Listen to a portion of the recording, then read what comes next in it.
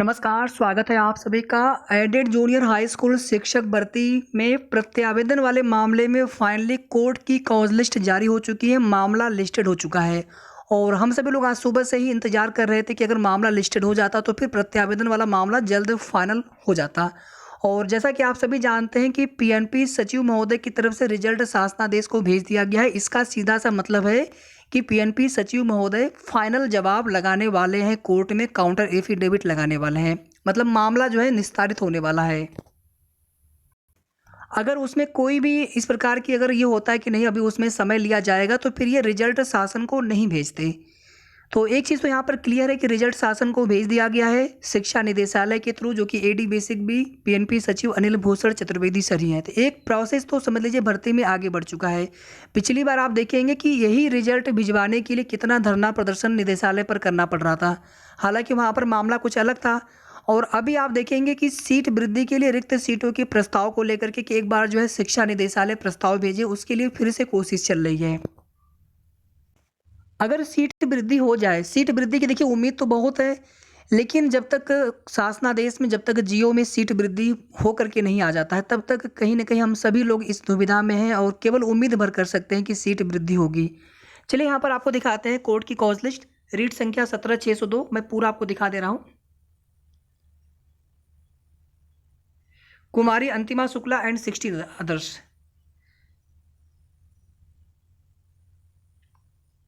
अगर यहाँ पर आप देखेंगे तो 23 सितंबर के लिए मामला लिस्टेड हो चुका है। पहले भी 23 सितंबर को ही टेंटेटिवली टू बी या लाइकली टू बी लिस्टेड दिखा रहा था। फाइनली 23 सितंबर को ही मामला लिस्टेड हो चुका है और कोर्ट नंबर 33 में जस्टिस आशुतोष श्रीवास्तव सर की बेंच में ही मामला लगा हुआ है, सीरियल नंबर 98 पर। तो सुनवाई जो है जल्दी होने की उम्मीद है। बहुत ज़्यादा मामला नीचे नहीं लगा हुआ है। सीरियल नंबर 98 है, एडिशनल में लगा हुआ है, फ्रेश में नहीं है। फ्रेश में नहीं है, एडिशनल में लगा हुआ है। तो लंच के बाद ही सुनवाई होने की उम्मीद है या फिर हो सकता है कि लंच के पहले पहले भी मामला टेकअप हो जाए। तो फाइनली जो है प्रत्यावेदन मामले में कोर्ट की कॉज लिस्ट आ चुकी है। मामला केस जो है लिस्टेड हो चुका है। कुमारी अंतिमा शुक्ला एंड 16 अदर्स और इन्हीं के साथ कनेक्टेड है पूर्णिमा शर्मा 17233 वाली याचिका। Court number 33 justice Ashutosh Srivastava sir और सीरियल नंबर 98 पर 23 सितंबर के लिए। साथियों, जैसा कि आज पीएनपी सचिव न्यूज़पेपर के माध्यम से चीज़ें पता चली कि पीएनपी सचिव के द्वारा रिजल्ट को शासन को भेज दिया गया है। रिजल्ट को शासन को भेजने के बाद जो प्रोसेस होता है वो प्रोसेस होता है जियो का। और जियो में जो है एक बार जितनी भी उसमें आगे की प्रक्रिया होनी है, चाहे रिक्त सीटों को लेकर के सारी चीज़ें एक बार फाइनल होने के बाद शासनादेश आ जाएगा।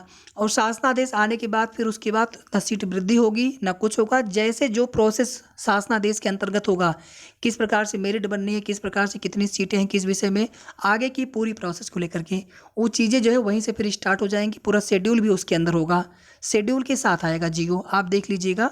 लेकिन जियो से पहले अभी जो कुछ भी समय है सीट वृद्धि के लिए वो पूरा प्रयास किया जा रहा है। आप देखेंगे आज भी शिक्षा निदेशालय पर जाकर के कि प्रस्ताव जो है सर भेजें, आप कुछ सीटें बढ़ जाए अगर वहाँ पर। और जो फाइनल मीटिंग होने वाली है बेसिक में, चाहे उसमें प्रमुख सचिव बेसिक के दीपक सर हों या डीजी सर हों सर्वेंद्र विक्रम बहादुर सर हों या फिर डायरेक्टर निदेशक सुभाष सिंह मैम हों, ये सभी लोग उसमें उपस्थित रहेंगे। और हो सकता है कि उसमें बेसिक शिक्षा मंत्री जी भी उपस्थित रहें जो फाइनल मीटिंग होगी। और उसके बाद जो है भर्ती का शासनादेश लगभग आप मान के चलें कि 1 सप्ताह का समय, विद इन 1 वीक, या फिर हो सकता है कि 8 से 10 दिन अधिकतम, मतलब सितंबर के महीने में भर्ती का शासनादेश आ जाना है। और ये मान के चलिए कि मामला जो है यहाँ पर फाइनल होना ही होना है। और इसकी वजह से शासनादेश में कोई रुकावट थी नहीं, केवल जो है फाइनल ज्वाइनिंग लेटर पर रोक लगा हुआ था। तो ये मामला फाइनल हो जाना चाहिए। और अभी जो नए मामले जो भी देखिए चीज़ें हैं उसमें लोग जो भी चीज़ें जा रहे हैं, देखिए मैं किसी का विरोध नहीं करता हूँ। किसी का इनवैलिड रिजल्ट आया है तो कहीं ना कहीं अब उनकी जो वहाँ पे तकलीफ़ है उसको हम लोग एहसास कर सकते हैं, महसूस कर सकते हैं कि उनके ऊपर क्या बीत रही होगी। बट उसमें कोई ना कोई गलती आपकी उसमें निकल कर के आ रही है। और वे लोग देखिए अब न्याय के लिए अपना वो संघर्ष कर रहे हैं कि आगे नहीं, हमें भी हमारा भी रिजल्ट आना चाहिए। या फिर जिनके नंबर कम हुए, ज़्यादा नंबर कम हो गए, 6 7 8 नंबर तक कम हुए हैं, कुछ लोग बता रहे हैं कि 10 नंबर तक भी कम हुए हैं।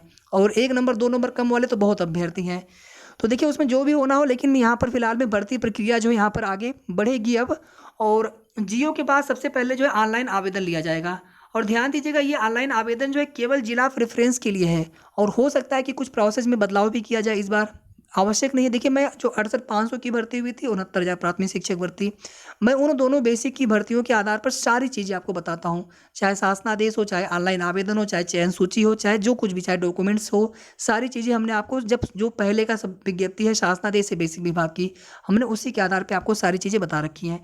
तो इसमें केवल जिला प्रेफ़रेंस, बाकी आप जो और डाटा होता है अपना नाम वगैरह वो सब चीज़ें जो आपने पूर्णांक प्राप्तांक भरा है, आप कहीं पर कोई एडिट नहीं कर पाएँगे, ये ऐसा होता है। या तो इसमें 75 जिलों का ऑप्शन है 69,000 की तरह, या फिर हो सकता है 10 जिलों का ऑप्शन हो 68,500 शिक्षक भर्ती की तरह, कुछ भी हो सकता है। जो भी चीज़ें होंगी शासनादेश में क्लियर होगा। और ऑनलाइन आवेदन के पश्चात जो है एक फाइनल मेरिट सूची आती है, और ये जो फाइनल मेरिट सूची होती है स्टेट लेवल पर ही आएगी फाइनल मेरिट सूची। और ये फाइनल मेरिट सूची जो है विषयवार ही आनी चाहिए, विषयवार की ही पूरी उम्मीद है। और इस चयन सूची में जिनका नाम होगा वही लोग आगे काउंसलिंग के लिए अपने ज़िले में, ज़िलेवार काउंसलिंग होगी, ज़िले में जाएंगे और उन्हीं के आगे जो है नियुक्ति आदि प्रक्रिया होगी। और काउंसलिंग में जो डॉक्यूमेंट वेरिफिकेशन करवाना होता है, अपने जो डॉक्यूमेंट्स वेरीफाई करवाने होते हैं काउंसलिंग में, उसको लेकर के भी विज्ञप्ति आती है जिलेवार कि कौन कौन से डॉक्यूमेंट्स लगने हैं, कौन कौन से शपथ पत्र लगने हैं, किस फॉर्मेट में आपको लिखवाना है, क्या चीज़ें लिखवानी है। जैसे जीवित प्रमाण पत्र हो गया, त्रुटि का हो गया, डॉक्यूमेंट्स का हो गया, ठीक है। इसी तरह से गैप का हो गया, लगभग जो है 4-5, और एक हो गया कि हमारे जो आपने जो भी डॉक्यूमेंट्स वगैरह लगाए होते हैं उसमें सारी चीज़ें सही है, कोई भी डॉक्यूमेंट्स गलत नहीं है। अगर कुछ गलत होता है तो उसे आप जिम्मेदार होंगे और आपके खिलाफ वैधानिक कार्रवाई की जाएगी। इस प्रकार से लिख करके देना होता है। एक 100 रुपये के स्टाम्प पेपर पर हो सकता है वो भी लिया जाए।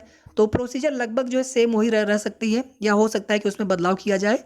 और काउंसलिंग जब हो जाती है, डॉक्यूमेंट वेरिफिकेशन हो जाता है, तो उसके बाद फिर जिनका रिजेक्ट होना होता है उसी में होता है। मतलब जितनी सीटें होंगी, हम मान लेते हैं सपोज दैट यहाँ पे जितनी भी सीटें हों, तो जो मेरिट सूची बनेगी यहाँ पर पिछली बार जैसा हुआ था बिल्कुल उतने ही सीटों पर, यानी उससे ज़्यादा नहीं, मतलब 1.5 गुना 2 गुना ऐसा कोई रूल इसमें नहीं है।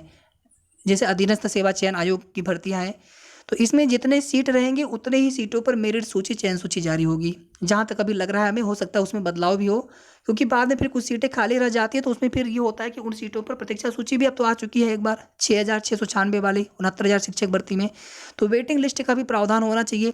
या अगर कुछ अभ्यर्थी ज़्यादा बुला लिए जाएँ, क्योंकि बहुत सारे अभ्यर्थी हो सकता है कि ऑनलाइन आवेदन न करें, बहुत सारे अभ्यर्थी ऐसा होंगे कि उनको जिला तो अलॉट होगा लेकिन वो फिर आगे हो सकता है काउंसलिंग ना कराएं। बहुत सारे अभ्यर्थी काउंसलिंग तो कराएंगे लेकिन हो सकता है कि डॉक्यूमेंट वेरिफिकेशन में कोई समस्या उनकी हो।